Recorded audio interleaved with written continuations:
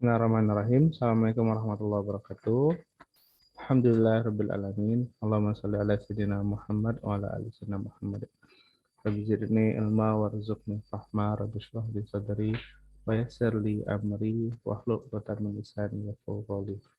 Teman-teman sekalian, mahasiswa yang Bapak sayangi dan Bapak banggakan, pada hari ini kita akan belajar tentang pasar modal.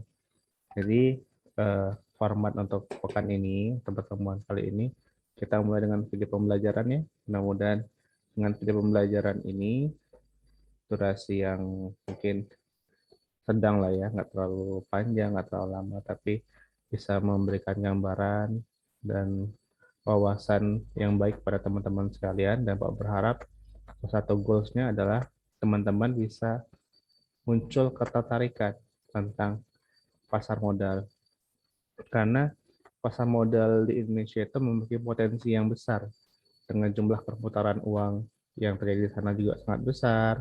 Nah, kalau tidak diisi oleh kita sebagai anak-anak muda, kaum orang yang sudah mulai bekerja, sudah paham, ya, nanti pasar modal itu akan dipenuhi oleh pemodal-pemodal yang bisa jadi nggak bisa dari Indonesia, dari luar negeri, sehingga nanti ya secara makroekonomi kita ketinggalan, gitu ya.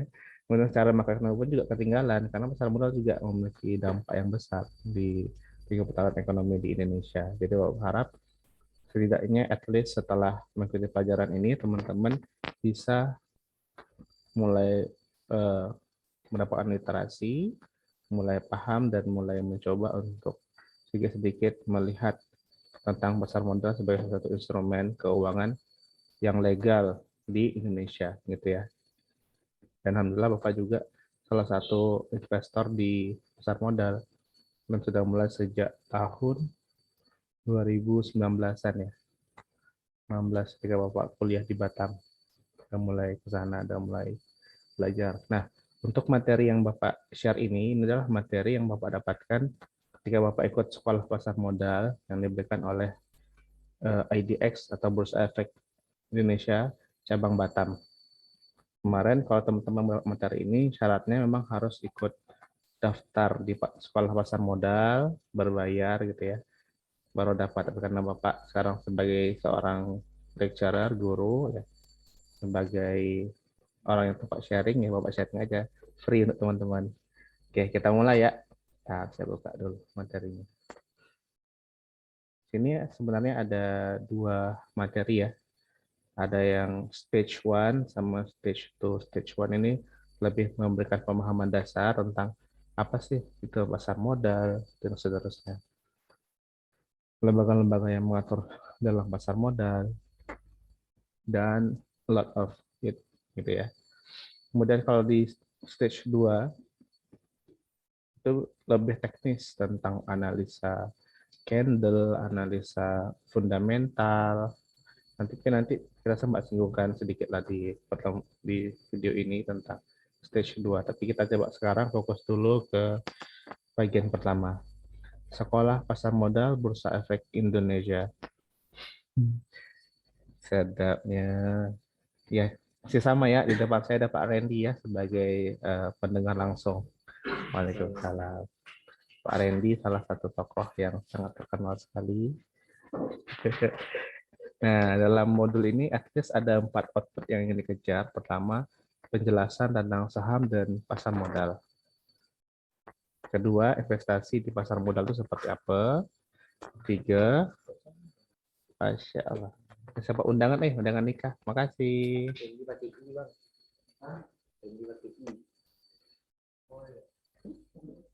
Kemudian kita investasi di pasar modal itu seperti apa. Ketiga, struktur pasar modal seperti apa, dan yang terakhir acuan kepemilikan sekuritas atau akses. Oke, kita lanjut ya. Apa itu saham? Saham adalah, menurut definisi yang dituliskan di sini, adalah bukti kepemilikan suatu perseroan atau perusahaan yang merupakan klaim atas penghasilan dan kekayaan perseroan. Sepertinya, Ya sih Bu ya. sepertinya sudah dipahami ya. Apa itu saham? Saham adalah bukti kepemilikan suatu perseroan perusahaan yang merupakan klaim atas penghasilan dan kekayaan perseroan. Oke, kita coba definisikan dengan kata-kata yang lebih sederhana ya, supaya enak. Saham adalah saham. Ya, jangan ngejokes lah, kita serius sedikit nih. Ada Pak Randy nih. Ada. Saham adalah surat berharga yang dikeluarkan oleh suatu entitas. Nah, entitas itu maksudnya ini ya, suatu badan, suatu organisasi. Bahasa umumnya adalah entitas. Bukan oleh suatu entitas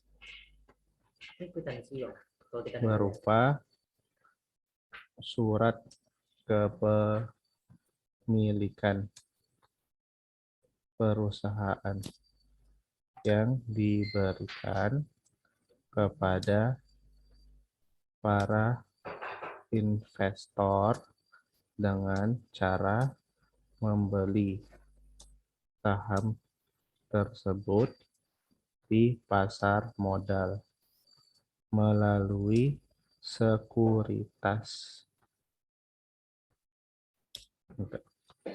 Jadi Bapak buat definisinya gini, saham adalah surat berharga yang dikeluarkan oleh suatu entitas berupa apa? Berupa surat kepemilikan perusahaan yang diberikan kepada para investor dengan cara membeli saham tersebut di pasar modal melalui sekuritas.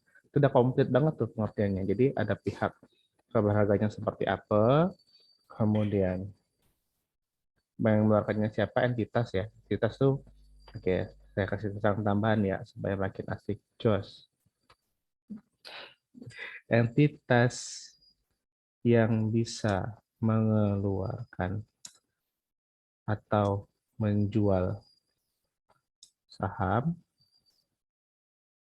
di pasar modal secara aturannya hanya perusahaan yang terbuka atau TBK. Dan untuk menjadi TBK itu syarat-syaratnya ada syarat harus dipenuhi. Pertama, syarat tertentu misalnya tentang profitabilitas perusahaan, kemudian siapa auditornya, auditor atau tidak perusahaannya, kredibel atau tidak, kemudian juga terkait sistemnya seperti apa, didukung enggak, kemudian porsi perusahaan itu seperti apa, apakah dia go nasional atau tidak, atau hanya sifatnya kecil, gitu-gitulah. Dan langkah untuk menjadi TBK itu setelah semua syarat-syaratan itu dipenuhi, maka nanti mereka akan masuk yang namanya IPO, initial IPO apa tuh ya? Ayo Pak Randy, IPO itu apa? Panjangannya? IPO. Nah, nanti terus di komen ya. Langsung itu pula Aci. Terus komen IPO itu apa? Asik kan? Asik lah kita. Oke, gitu. Jadi ada banyak hal yang mesti kita lihat ya. Entitas ini sebagai salah satu kunci ya dalam. Jadi harap teman-teman tuh paham gitu bahwa entitas itu pihak yang secara ketentuannya dia sudah jadi perusahaan terbuka karena dia menjual saham di pasar terbuka. Oke, sekarang Bapak mau jelasin satu hal lagi. FYI ya, FYI. Tidak semua saham dijual belikan di pasar modal. Tidak semua saham dijual di pasar modal. Kenapa? Karena ternyata konsep perusahaan itu ada juga perusahaan TBK terbuka gitu. Tapi dia TBK yang terbuka dan TBK yang tertutup. Ada juga. Sebagai contoh, perusahaan tempat kerja ya, tempat Pak Randy bekerja, dia itu perusahaan yang sangat besar ya. Tim kita ini bagian dari Salin Group, Terus kita cabang di Indonesia ada banyak banget, masuk 5 besar, top 5 di Indonesia. Tapi saat Bapak cari kode sahamnya di pasar modal nggak ada. Ya, karena dia terbuka dan dia punya saham yang bisa dibagi-bagi, tapi dia yang jual hanya untuk kalangan tertentu saja, di circle-nya saja. Dia nggak jual untuk ke masyarakat umum. Jadi kalau TWK terbuka itu intinya dia menjual sekian persen, misalnya 15%, 10% porsi saham yang dimiliki itu diberikan kepada pihak umum karena masyarakat luas untuk bisa membeli. Seperti itu. Salah satu saham, nah, ulang lagi nih, salah satu saham yang Bapak senangi itu sahamnya punya Hermanto Tanoko yang dibilang, oh saya pokoknya itu pengen masyarakat merasakan juga keberhasilan saya miliki nih, saya punya perusahaan besar sekian triliun nih kapitalisasinya. Saya pengen masyarakat juga ngerasa, bukan saya buka lah perusahaan di IPO supaya masyarakat bisa beli, perusahaan saya untung, nah silakanlah masyarakat juga merasakan keuntungannya. Seperti itu. Dan salah satu tujuan yang paling bagus perusahaan ketika dia mendirikan IPO adalah, kan ketika dia IPO atau masuk ke pasar modal, kita agak lompat-lompat ya, tapi harapannya teman-teman bisa mengikuti dengan baik ya. Ketika perusahaan, suatu entitas membuka diri dan gabung di pasar modal, konsepnya kan untuk mendapatkan modal ya, outputnya mendapatkan modal. Nah, modal itu untuk digunakan untuk apa? Itu pertanyaan yang harus mendasar harus kita tanya gitu, harus kita tahu. Nah, kalau perusahaan mendapatkan modal untuk membayar hutang, itu namanya kalau lubang untuk lubang. Salah itu, nggak oke, nggak keren. Jadi kalau orang yang paling keren atau perusahaan yang keren itu ketika dapat modal dia untuk expand bisnis, misalnya membangun pabrik baru, membuka cabang baru, membuka eh, lini usaha baru gitu ya. Tapi kalau misalnya, oh iya bisa juga dengan misalnya dia dapat modal dari itu menikahi perusahaan lain, jadi merger gitu ya, seperti Pak. Nah, sensor, nanti ada yang marah. Nah, itu ya. Jadi yang paling keren, berikutnya ya, yang paling keren yaitu untuk expand bisnis. Bisnis. Itu kunci yang mau sampaikan, teman-teman. Oke. Jadi ada apa lagi sih unsurnya? Ada entitas sebagai, ibaratnya gini, ada entitas yang pemilik usaha yang mendapatkan modal, kemudian ada para investor yang ingin membeli saham dengan uang yang dimiliki, menginvestasikan uang tersebut. Nah, berarti kan sekarang nih sudah ada pemilik perusahaan sama investor. Nah, sekarang nih yang menjadi masalahnya adalah kita harus punya penghubung, ada jembatan. Nah, jembatan inilah yang dihubungkan oleh bursa efek dan disertai dengan organisasi-organisasi lainnya seperti KSEI, KPAI, yang semua intinya tuh mendukung lah. OJK juga ngebantuin supaya semua itu prosesnya jadi aman, lancar, sesuai aturan, seterusnya. Oke, kita coba lanjut ke slide berikutnya ya. Konsep dasar saham. Pak Randy berniat membeli usaha bakso. Perlu modal 8 juta, namun hanya memiliki dana 1 juta. Besar juga ya usaha bakso sampai 8 juta.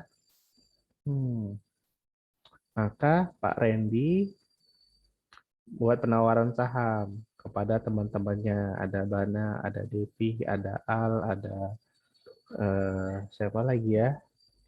Nah, gitulah pokoknya ada banyak. Ada Aldo, dan seterusnya. Untuk itu Pak Randy mengajak 7 orang temannya bersama-sama menanamkan modal sebesar 1 juta. Sehingga setiap orang dalam perusahaan bakso tersebut memiliki saham senilai 1 juta. Oh gitu ya konsepnya, aku baru tahu. Gitu pula maksudnya. Betul tak? Kayaknya betul sih. Jangan error. Ya Allah. Itulah gara-gara ngejek orang jadi error nih programnya.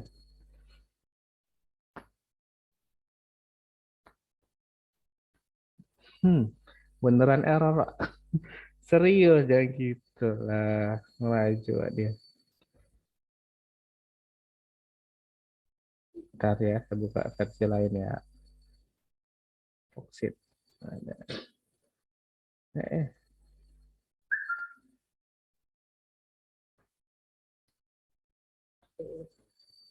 Oh, catatan yang saya buat hilang. Nggak apa-apa lah. Kemudian teman-teman tadi udah catat ya. Bisa dicatat di video kan, karena video bisa diulang-ulang. Oke, kita lanjut ke berikutnya. Oke, Pak Randy akhirnya sudah mendapatkan modal 8 juta dan dia pun membuatlah usaha bakso yang diidam-idamkannya itu. Jadilah bakso cinta. Oke, good. Jadi intinya tuh mereka karena perlu modal besar, dia ngajak teman-teman yang lain. Teman-teman yang lain, "Yuk, join, join, join, join," gitu. Tapi hati-hati ya, kalau misalnya nggak jelas, jadi investasi bodong tuh hati-hati juga tuh. Investasi bodong beda dengan pusat pusat pusat yang apa sih tadi saya mau ngejok, lupa. Investasi bodong. Nah, kalau jadi salah satu cara untuk melihat dia tuh bodong atau nggak bodong, eh, basicnya ya, basic. Mana tuh kok hilang? Oke, ulang-ulang. Tenang, santuy. Nggak mau deh. Oh ya, oke. Basic untuk menilai sesuatu itu, sesuatunya investasi ya. Investasi itu bodong atau tidak. Kalau versi saya sendiri sih, pertama kita tuh melihat fundamental dan portofolio. Kedua, melihat legalitas usaha.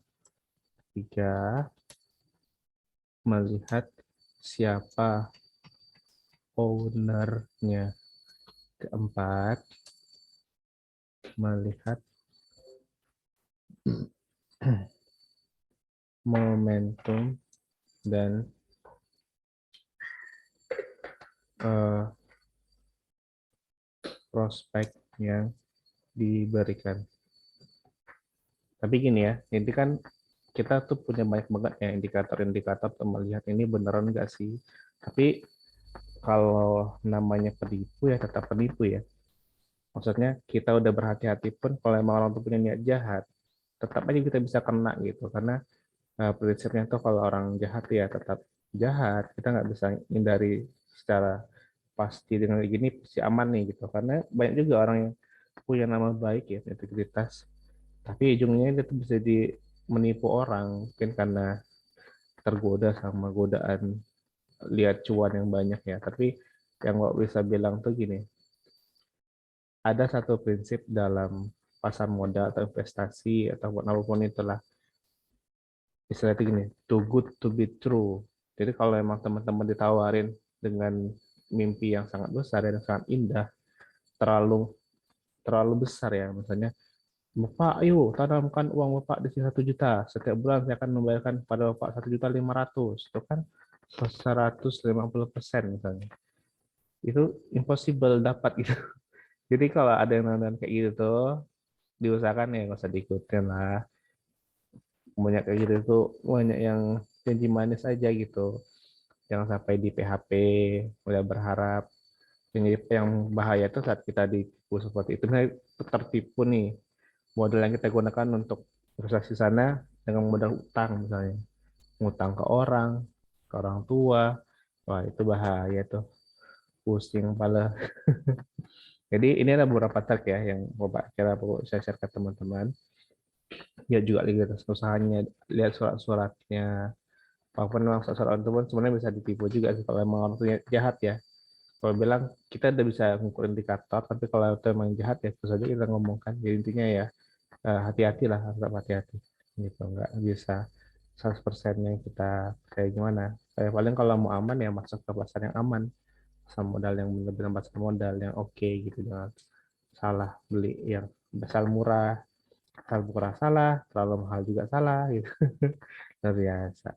Tapi itulah kehidupan yang nyata yang harus kita hadapi ya kondisi saat ini.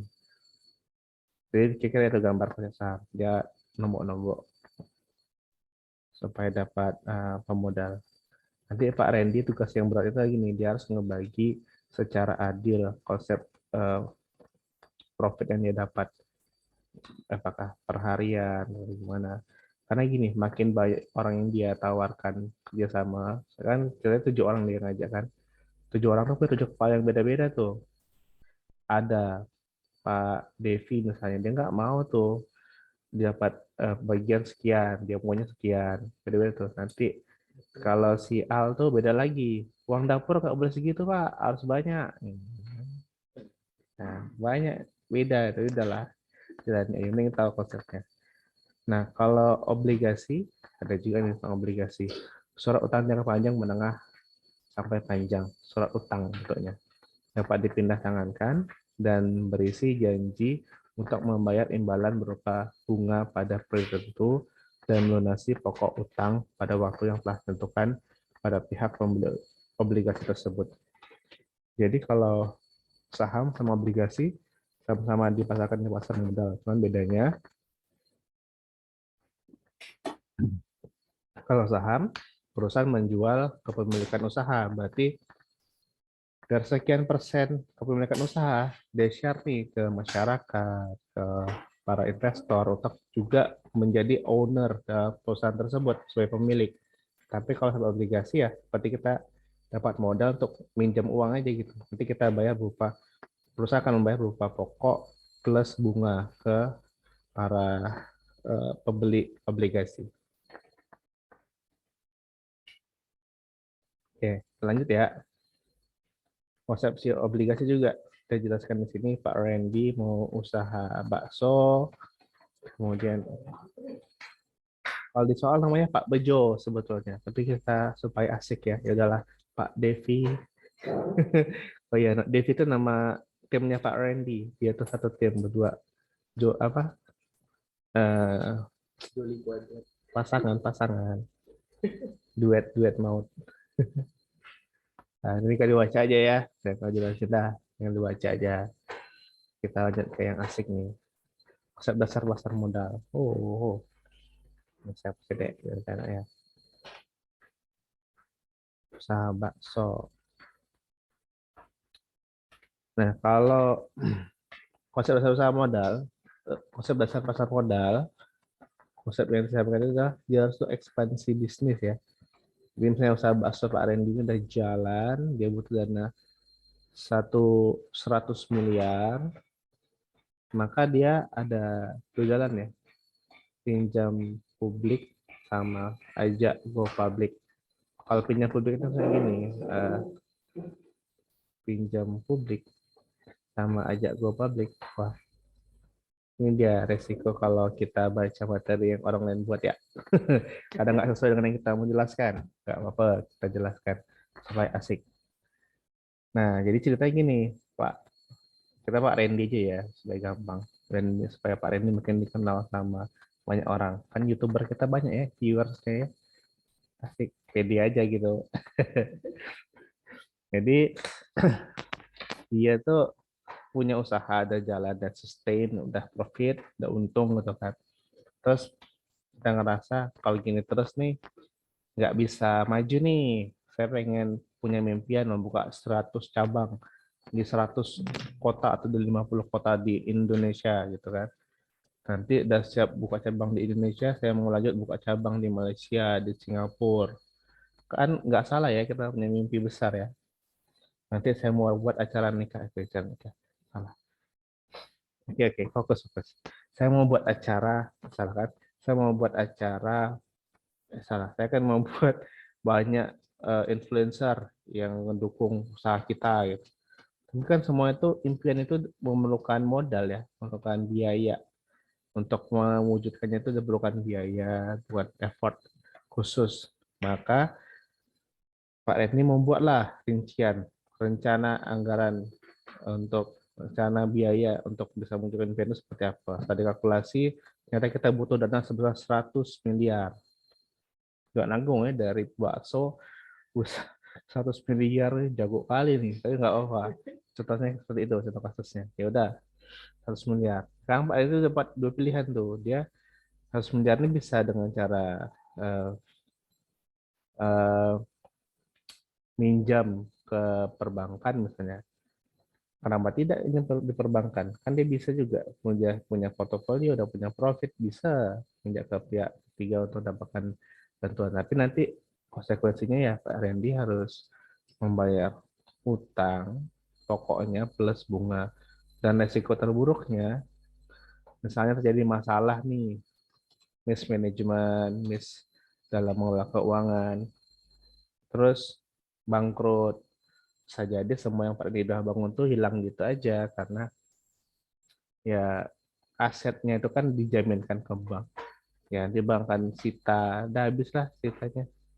Nah, jadi daripada kalian ini mengambil risiko yang besar seperti itu, pun bukan berarti nggak mungkin ya, bisa, tapi bukan berarti nggak mungkin.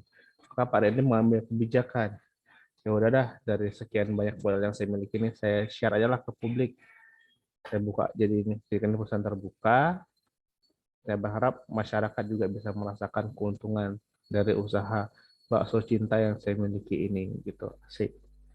Jual lah ke sekian persen, 10%-nya gitu kan ke publik.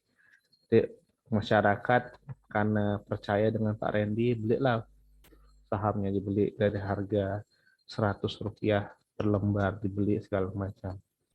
Nah, dengan modal itu lah Pak Randy buka nih cabang kedua, ketiga, keempat, kelima, sampai ke 100.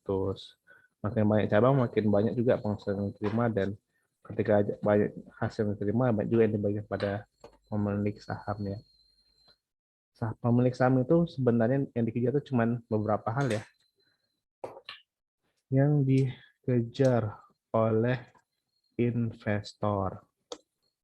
Satu, pembagian dividen. Ini biasanya 2 kali dalam setahun.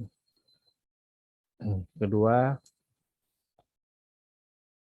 adanya capital gain. Capital gain itu misal saat beli seharga Rp100 per lembar. Nah, saat jual harganya menjadi 130 per lembar. Nah, Rp30-nya itulah yang dibilang capital gain, ada peningkatan nilai dari pertama kita beli sampai kapan kita jual.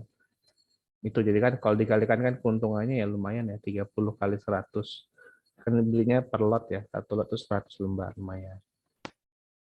Dan juga tak ada kemungkinan ya, nggak ada kemungkinan kalau misalnya harganya turun. Kalau 100 menjadi tinggal 80, 70, nggak ada kemungkinan juga. Tergantung bagaimana persepsi market terhadap produk yang dimiliki oleh usaha bakso tersebut. Dan yang terakhir, yang ini yang buat juga kejar adalah kepemilikan suara saat RUPS, rapat umum pemilik saham, RUPS. Jadi mereka akan rapat untuk menentukan arah kebijakan bersama seperti apa.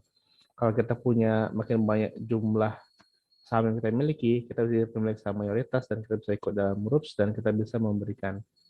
Saya nggak mau seperti ini. Saya maunya sahamnya, saya mau perusahaan kita nih nggak hanya jual bakso, kita harus juga menjual mie ayam.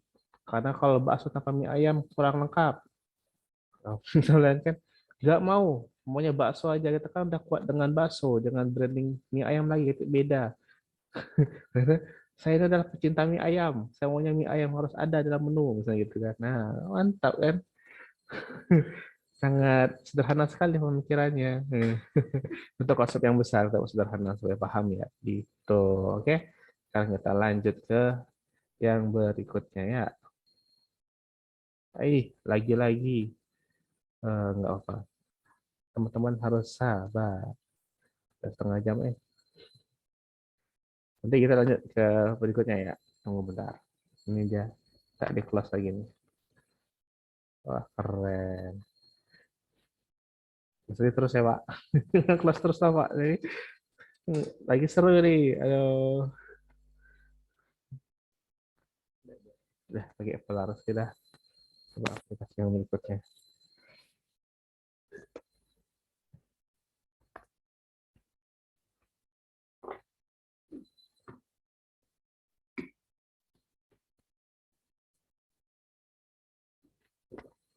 Mbak di sini paham ya tentang permodal seperti apa ya? Mudah-mudahan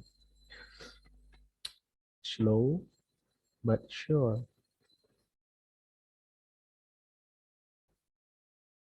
Dalam pertemuan ini kayaknya kita nggak ada ini ya. Tak ada apa namanya tugas. Apa kasih tugas? Penting sih buat tugas tuh, tapi lagi nggak mau kasih tugas aja. Kita pengennya belajar aja.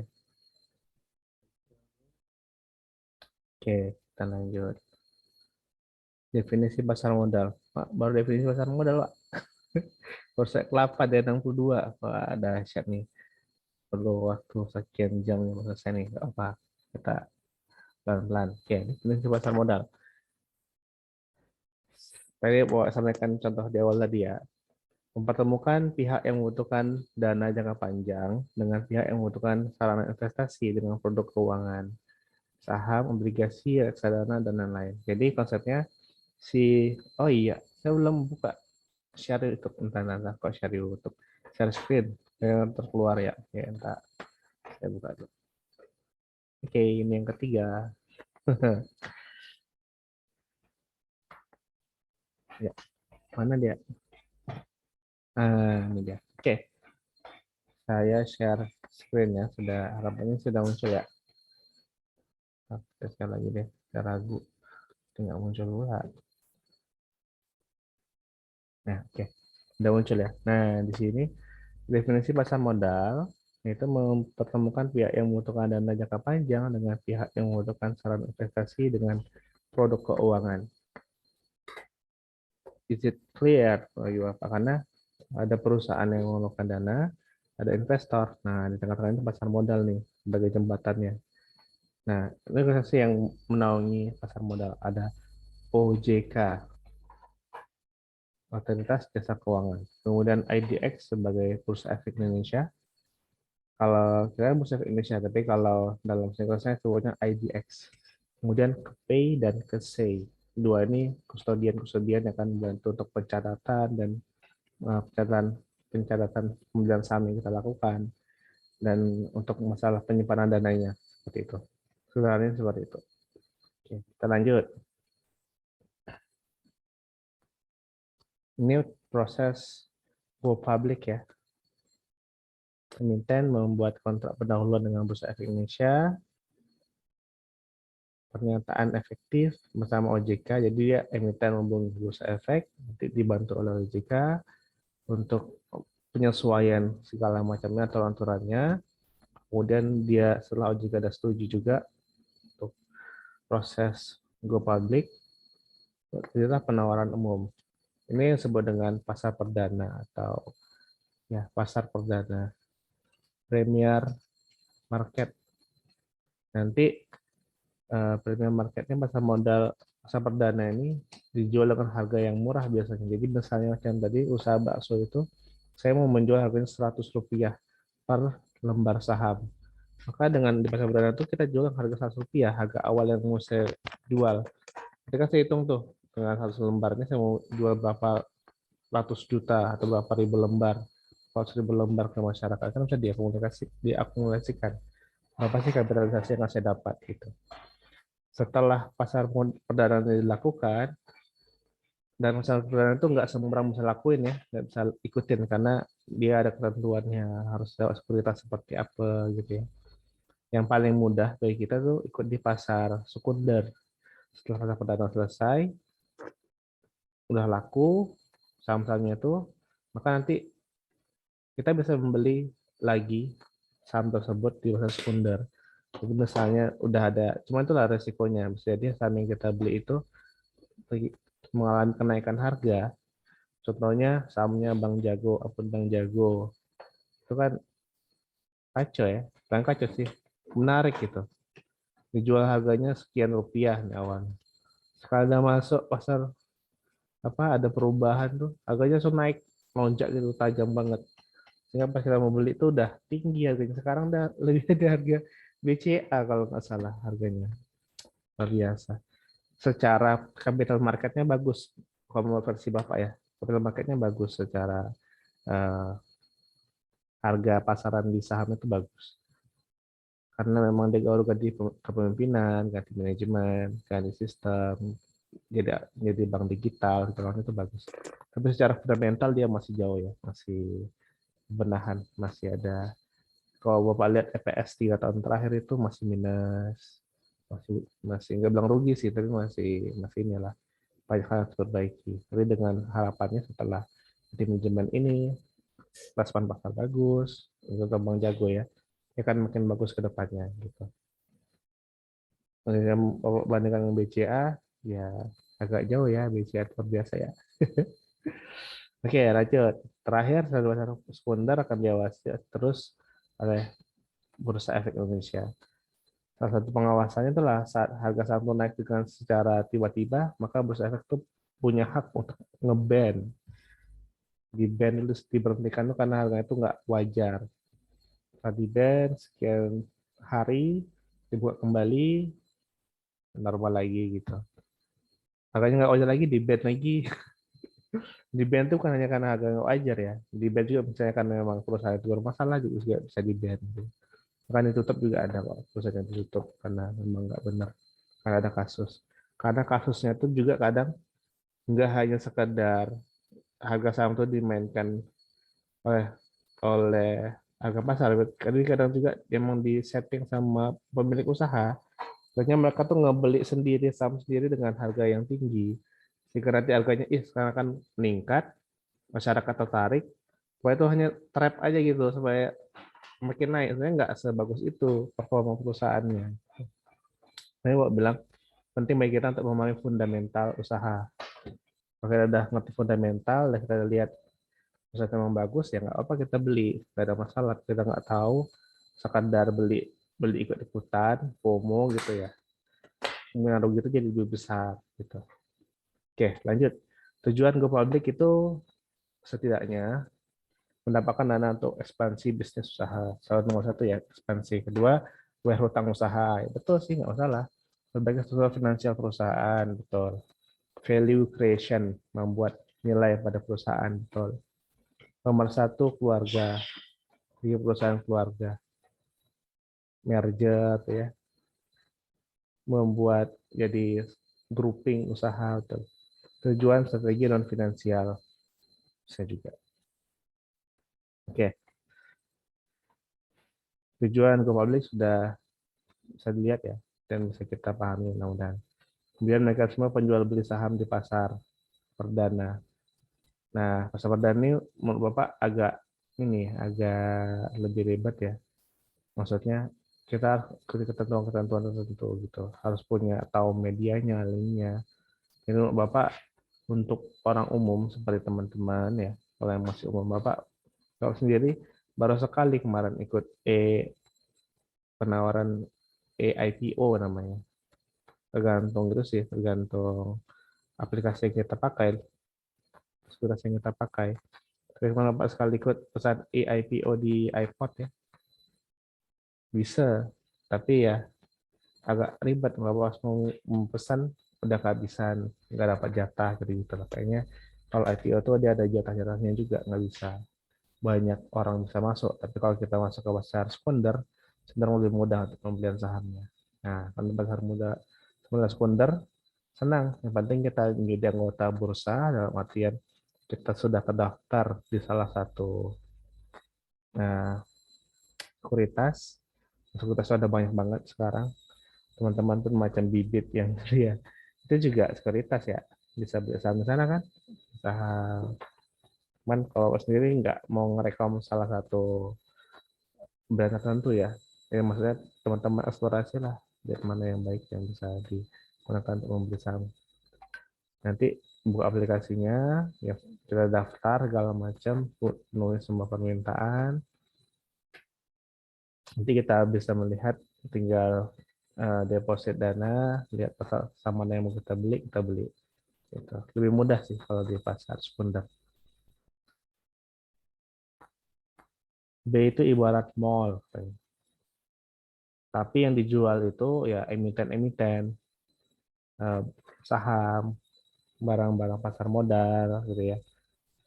Nah, reksadana, apa sih beda reksadana sama pasar sama saham? Nah, good question Pak Randy, paling dia diam aja sih nggak nanya. Bedanya antara pasar modal sama reksadana, kalau untuk pasar modal, atau saham lah, saham, tepatnya spesifiknya saham, berarti kita membeli saham tersebut direct ke perusahaan yang mau kita tuju. Artinya kita lakukan self research untuk melihat fundamental dan melihat perkembangan harga saham seperti apa. Kita beli aja sendiri gitu. Untung kita sendiri, rugi kita sendiri. Bedanya kalau dalam konsep reksadana, reksadana juga sama membeli saham juga. Tapi dalam pembeliannya dia dibantu oleh seorang manajer investasi. Manajer investasi itu akan mengumpulkan, misalnya reksadana ini dikumpulkan oleh 10 orang investor yang menggunakan modal melalui dia. Jadi dengan modal terkumpul itu dia akan membelikan sebuah atau beberapa buah saham emiten yang ditentukan oleh si manajer investasi tersebut. Manajer ini melihat lah, dia kan orang yang pengalaman di pasar modal tentunya. Dia hanya membeli saham-saham yang sifatnya itu lebih aman ya, yang safe, yang jelas aman, nggak akan jatuh misalnya, dan tetap pada untung gitu. Jadi kalau teman-teman yang nggak ngerti, masih belajar, masih kurang mengerti, kurang paham, paling aman ya ikut reksadana gitu, karena dia tinggal beli aja, orang lain akan bantu, dan konsekuensinya kita akan sedikit mengeluarkan fee lebih untuk membantu membayar si investasi manajer investasi tersebut yang dia dengan kemampuannya membantu untuk membelikan saham untuk kita, membelikan saham untuk kita. Gitu. Fungsi bursa efek bisa dibaca ya, ini kan semua sarana dengan efek. Nah, tinggal dibaca deh. Sedangkan instrumen dan jasa baru, menyebarluaskan informasi bursa, dan lain-lain. Kemudian konsep dasar reksadana, udah Bapak jelaskan tadi ya, intinya ada seorang manajer investasi yang ngebantuin kita untuk memilih portofolio mana yang akan kita beli, yang mereka beli supaya dijamin aman, untung.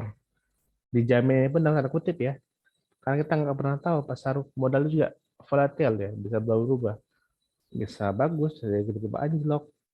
Jadi banyak faktor yang mempengaruhi kualitas dari pasar modal Indonesia. Cuman pesan Bapak setelah ini sebagai as a young generation, millennial generation ya, kita harus paham tentang pasar modal dan pentingnya pasar modal.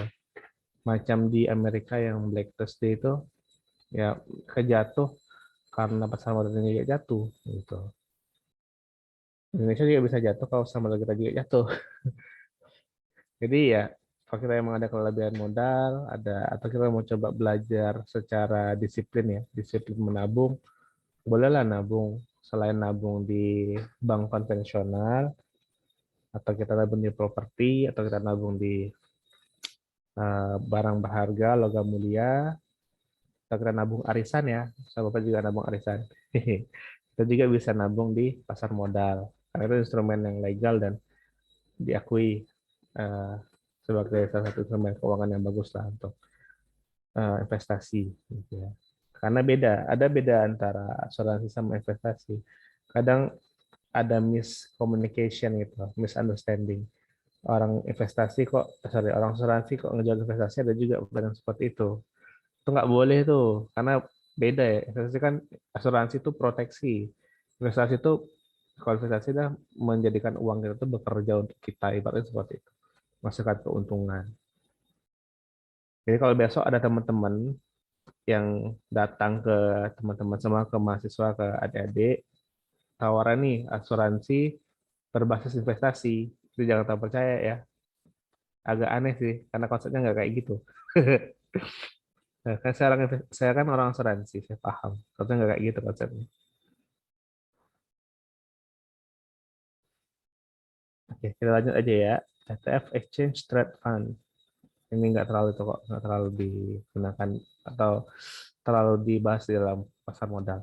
Manfaat keberadaan pasar modal, sumber biaya, pembiayaan, wahana investasi itu kita ya, masyarakat sebagai investor. Penyebaran kepemilikan perusahaan, betul. Dedikasi ke masyarakat ya, kepemilikan usaha terbuka dan profesionalisme dan lapangan kerja. Oke, semuanya benar. Nah, dalam pasar modal itu ada IHSG, Indeks Harga Saham. Gabungan, kalau di Indonesia itu IHSG. Nih, non-sektoral IHSG. Itu menunjukkan secara akumulatif ya, IHSG itu. Seluruh emiten di Indonesia digabung dan dilihat perkembangannya. Apakah naik atau turun dan seterusnya. Jadi indeks harga saham ini adalah indikator pergerakan harga saham.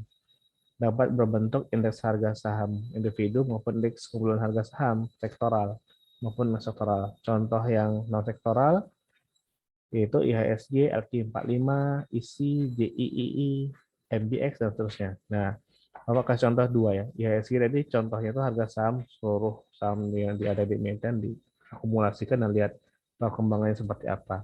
Dan kalau kita untuk mengukur Indonesia secara keseluruhan, kita lihat itu di IHSG acuannya.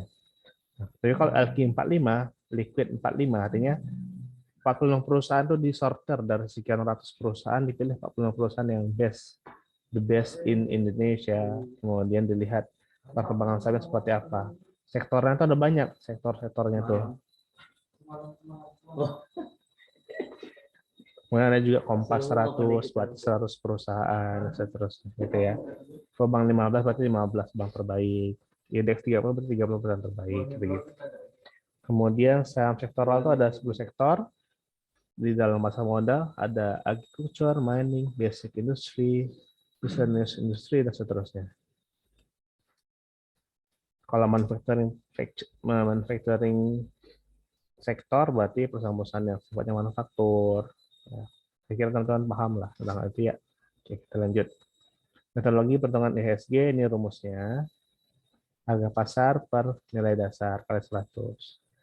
Ini bermanfaat nanti saat teman-teman nyusun skripsi, penelitian, saat memberikan definisi operasional perusahaan, salah, definisi operasional variabel, rumusnya yang akan digunakan. Kalau kita menggunakan IHSG sebagai salah satu indikator dalam penelitian yang kita lakukan, seperti itu. Lanjut. Nah, ini contoh IHSG, ada naik turun biasa tuh. Ya, lanjut. Performa IHSG 10 tahun terakhir versus bursa utama dunia. Indonesia nomor 1. Oh, sedangkan yang lain agak lebih rendah ya, return tinggi. Jadi ternyata Indonesia itu memiliki return tinggi di dunia, makanya bukan itu suatu hal yang membingungkan bagi kita. Bursa efek kita banyak dipenuhi oleh investor asing karena return di Indonesia itu tinggi banget gitu dibandingkan negara lain. Itu datanya kan udah tersaji ya. Jadi nggak salah lagi dari kita untuk mulai saat ini teman-teman coba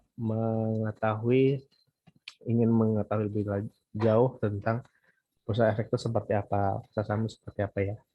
Oke, lanjut. Baru kedua. Kita secukupnya aja ya kuliahnya ya. Semua kita bahas ya. Mengapa perlu investasi ya? Ini penting nih. Sebab kita akan melawan yang namanya inflasi. Nilai uang terhadap waktu itu menurun ya, inflasi terus naik. Makanya kita perlu investasi supaya uang yang kita miliki ini nilainya terus meningkat. Karena dia bilang tadi di awal, sebelumnya saya bilang ada capital gain. Kita awalnya investasi 100 perak per lembar, 100 rupiah per lembar. Perkembangan waktu usahanya makin berkembang, makin maju, sehingga harga saham makin meningkat, sehingga uang yang kita miliki 100 itu meningkat jadi 130. Kan gitu, ada peningkatan ya. Beda dengan uang yang kita tabung gitu aja, simpan di bawah bantal, simpan di bank, kan berharap dapat bunga nih, bunganya kan sekian lah, nggak terlalu besar lah, kita nggak. Kalau saya pribadi nabung di bank tuh bukan berharap bunga, tapi membantu operasional kerja saya ya, untuk gaji, untuk transaksi, untuk kegiatan lainnya gitu, bukan mengharapkan bunga, keuntungan dari sana enggak gitu. Nah, kalau kita mengharapkan bunga pun, kalau memang mengharapkan bunga keuntungan di bank, maka pilihlah sektor deposito, itu lebih jelas bunganya dibandingkan nabung biasa. Nah, jadi tujuan kita tuh salah satunya adalah untuk melawan dengan inflasi yang terus meningkat seperti ini, gitu ya. Kalau dengan besar modal, nanti uang kita akan meningkat seperti ini, meningkat juga searah dengan inflasi. Bisa lebih tinggi, bukan di bawah tapi nggak terlalu jauh gitu kan. Yang kita lebih rendah ya, nggak terlalu jauh dengan inflasi. Kalau hanya nabungin aja ya, uang kita akan terus menurun dibandingkan inflasi. Seperti itu. Nah, ini dia bawahnya. Kalau investasi itu return investasi lebih tinggi malah dibandingkan dengan inflasi. Gitu konsepnya. Nah, ini ada penjelasan lain yang saya kira teman-teman bisa baca ya, karena sudah hampir 1 jam pembicaraan kita. Saya takut juga nggak terlalu lama nanti teman-teman kuotanya habis ya. Contohnya pakai wifi aja, wifi punya Pak Randy misalnya. Pak Randy silakan buka hotspot, kira-kira numpang wifi. Asik asik, jos. Jadi ini ya, saya kira teman-teman bisa baca lebih lanjut ya setelah ini. Eh, Investasi adalah mengelola aset harta sehingga aset tersebut dapat memberikan hasil yang baik di kemudian hari. Itu tujuan investasi seperti itu ya. Tapi ingat nih, ini poin penting terakhir ya yang ingin saya sampaikan, bahwa investasi nggak hanya investasi itu. Jadi dalam satu podcast ada yang bertanya tuh, apa sih, dia kan seorang itu menjadi seorang investor dalam pasar modal ya. Dia banyak memperoleh keuntungan segala macam, untung lah banget gitu. Tapi kalau ditanya apa sebenarnya investasi terbaik yang bisa dipesankan untuk anak-anak muda yang ingin masuk ke pasar modal, dan dia bilang tuh, yang dia bilang apa? Bukan contoh saya beli saham ini, nggak kayak gitu. Pesan penting itu bukan kita menjadi seorang investor, sekedar investor di pasar modal ya. Tapi yang penting adalah investasi ke diri kita sendiri, investasi tentang pemikiran kita, wawasan kita. Kalau saya tambahin, investasi nggak sekedar wawasan ya, investasi juga tentang pergaulan kita, circle kita, investasikan juga tentang kesehatan kita, kesehatan fisik, kesehatan mental kita. Karena kalau uang itu kan masih kita cari lah. Jadi kalau teman-teman udah memenuhi investasi ke diri sendiri itu, membantu sambil juga investasi di pasar modal gitu ya, supaya uang itu mutar dan kita jadi orang yang super rich gitu kan ya, boleh-boleh aja, good. Yang ingin saya pesankan tuh, kita jangan hanya sekadar ngejar keuntungan dalam bentuk uang ya, karena rezeki nih cara terakhir, rezeki bukan hanya dalam bentuk atau lain, bukan hanya dalam bentuk uang, tapi kesehatan itu juga rezeki, lingkungan yang baik juga rezeki, keluarga yang harmonis juga rezeki. Jadi kita harus bisa memandang rezeki itu secara lebih luas gitu ya.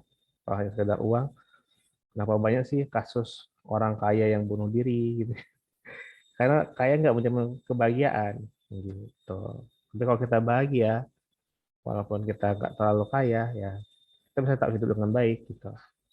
Ini contoh investasi yang sangat menguntungkan tahun 93, dia jual motornya, dia belikan saham Astra, dan sekian tahun kemudian sahamnya itu kan terus meningkat dan dia sudah memperoleh keuntungan 408%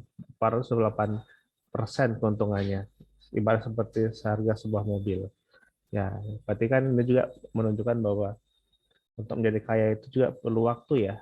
Kita nggak bisa kaya tiba-tiba, mendadak tiba-tiba kaya. Wah, tiba-tiba Ramadan, tiba-tiba kayak Ramadan tiba. Aduh, di Ramadan. Yuk kita doa mudah-mudahan kita segera masuk, atau nggak segera masuk sih, tapi mudah-mudahan kita diberi kesempatan untuk jumpa di Ramadan tahun ini ya. Mudah-mudahan insya Allah. Lanjut, pertumbuhan saham Unilever naiknya tinggi banget kemarin, tapi sekarang Unilever udah rendah banget. Nggak tahu kenapa jatuh banget Unilever sekarang sahamnya. Warren Buffett berkata, if you are not willing to own a stock for 10 years, do not even think about owning it for 10 minutes. Intinya, kita kalau yang bagus tuh memikir saham selama 10 tahun ya. Tapi kalau nggak bisa ya, cobalah pikir kalau kita tuh bisa memikir saham selama 10 menit. Maksudnya, kapan lagi sih kita punya usaha besar? Perusahaan sebesar itu. Cara paling mudah dan murah itu dilakukan adalah dengan membeli sahamnya gitu. Pengen sahamnya beli saham satu lot dua lot secara emosional sebenarnya kita udah jadi pemilik usaha itu sebenarnya. Cuma kadang kita nggak sadar kan, nggak terasa soalnya. Oke, saya kira teman-teman bisa lanjutkan ya ke pembelajaran berikutnya dengan dibaca. Nah, dan yang terakhir, pemerintah sedang mengadakan program Yuk Nabung Saham. Jadi kalau kita selama ini punya tabungan dalam bentuk tabungan perbankan ya, mulai saat ini kawan Bapak seperti yang saya di awal, yuk kita sama-sama belajar untuk bisa dan memiliki rekening saham gitu. Gimana caranya? Simpelnya datangi salah satu perusahaan sekuritas yang ada di kota kita tempat kita tinggal ya. Kemudian kita penuhi persyaratannya dan setelah kita diterima sebagai seorang investor, nanti kita akan diberikan beberapa keterangan ya, rekening FDN, diberikan juga surat laporan bulanan dan seterusnya. Oke lah, enak kok jadi pemilik saham.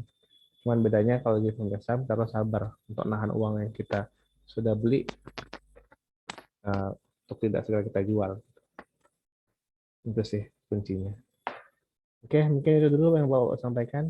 Nggak terasa lebih kurang 1 jam ya dari yang sudah kita paparkan. Terlebih kurangnya minta maaf ya. Harapannya teman-teman bisa tetap sehat, tetap semangat, dan semangat juga untuk belajar terus. Seperti Pak Randy yang terus belajar, karena dia ingin menjadi orang yang sukses. Insya Allah. Nggak apa-apa, kita belajar yang banyak ya. Oke, Bapak, akhir pertemuan kita pada hari ini. Dengan Tuhan Alhamdulillah. Semoga bermanfaat. Dan ingat, hari ini nggak ada tugas ya. Tapi besar harapan Bapak, tugas besarnya adalah apakah teman-teman sudah mulai membeli saham? Sebenarnya itu kan susah kan? Ayo tunjukin rekening RDN-nya, tak bisa kan? Karena semua orang itu sudah kerja dan seterusnya kan. Ya udahlah, kita skip aja lah untuk tugasnya. Bapak Heri, Assalamualaikum warahmatullahi wabarakatuh dan semangat pagi, salam keren, kasih ya, bie sayonara, arigatou gozaimasu, salah, kasih.